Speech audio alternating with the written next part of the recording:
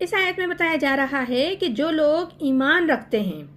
اللہ پر اور اس کے رسول پر، اور انہوں نے کسی بھی رسول کے مابین کوئی فرق نہیں کیا، کوئی تفریق نہیں کی، نہ ہی اللہ کو رسول سے جدا کیا، نہ رسولوں کو رسول سے جدا کیا، بلکہ وہ کہتے ہیں